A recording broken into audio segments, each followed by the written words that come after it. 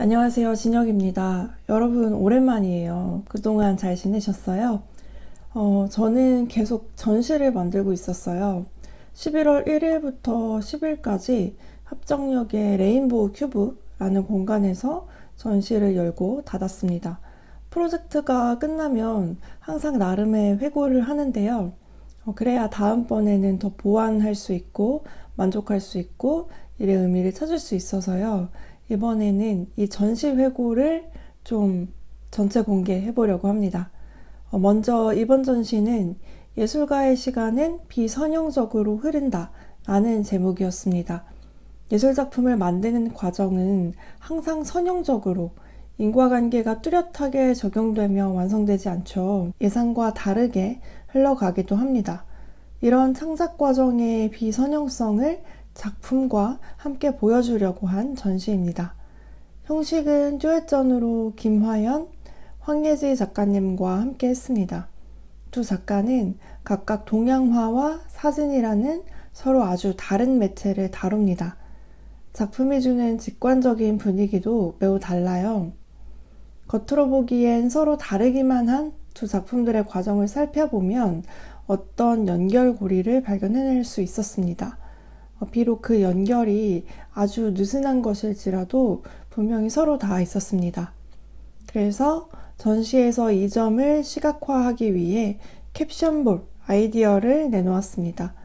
캡션이란 작품 제목과 작가명, 재료, 제작 연도 등 기본 정보를 표기한 것인데요. 보통은 작품 바로 옆에 붙어 있어요. 하지만 이번 전시에선 이 캡션은 흰 볼풀공 위에 인쇄합니다. 그러니까 매우 입체적인 공 위에 인쇄를 한 것이죠. 이 공을 캡션볼이라 부르기로 했어요. 이 캡션볼들은 전시장 바닥에서 마구 흐릅니다. 두 작가를 특별히 구분하지 않고 서로 완전히 섞여요. 관람객들은 이 공을 던질 수도 있고 들고 다른 방으로 갈 수도 있고 아예 집으로 하나씩 가져갈 수도 있어요. 따라서 캡션볼로 인해 매일의 전시 풍경은 달라집니다. 이 점이 이번 전시의 큰 특징이자 흥미로웠던 점이라고 봅니다. 또 전시 서문과 별개로 전시 보철의 글을 따로 썼는데요. 말 그대로 전시에서 벌어진 틈을 메울 수 있는 보철 같은 역할을 하는 그런 글입니다. 실제 전시를 만들게 되면 이 전시를 왜 하는지 첫 의도를 잊어버리고 작업에 대한 탐구는 유예한 채 여러 이해관계를 조율하는 일에 시간과 에너지를 많이 쓰게 되어 이 점을 고백하면서 뒤늦게 이번 전시의 의미와 작품에 대한 탐구를 기록해 본 글입니다. 전시를 만들며 중요한 순서가 바뀌었을 수 있지만 가장 중요한 것을 놓치지 않으려는 나름의 노력이어서 이것도 이번 전시에서 잘한 점이라 생각합니다. 한편 아쉬운 점도 있었는데요. 첫 번째는 홍보 부족입니다. 생각해보면 이 전시에 대해 큐레이터에서 생활 유튜브에서도 사전 홍보를 전혀 하지 못했죠. 시간과 에너지 한계로 인스타그램에만 홍보를 했습니다. 다양한 매체에 홍보하지 못한 점도 아쉬워요.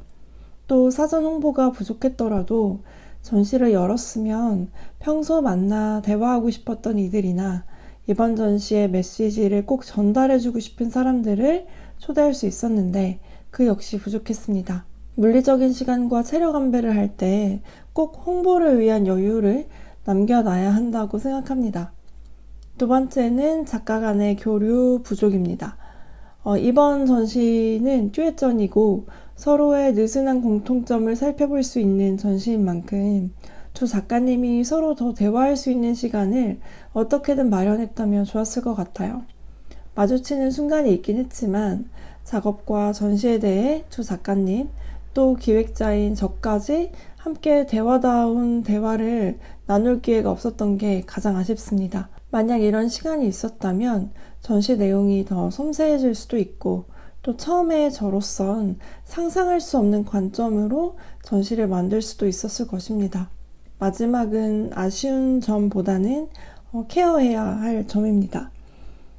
전시는 기획만큼 원활한 운영이 매우 중요한데요. 아무리 좋은 기획이어도 현장 운영이 잘 돌아가지 않는다면 전시 경험이 좋을 수 없다고 생각하기 때문입니다.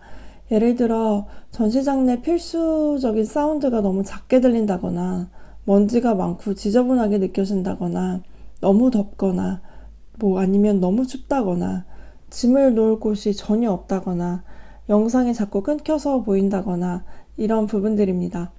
이것을 잘 케어하기 위해서는 전시 지킴이 분들과도 직접적인 소통이 필요하고요.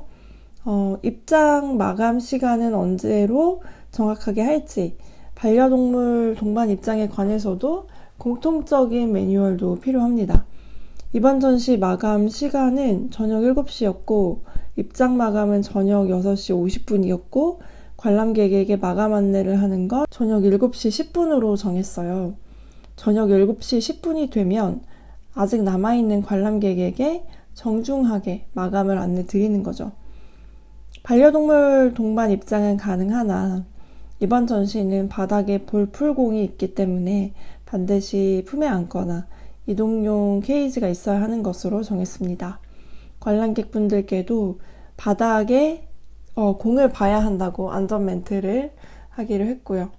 여기까지 이번 전시를 회고해 봅니다.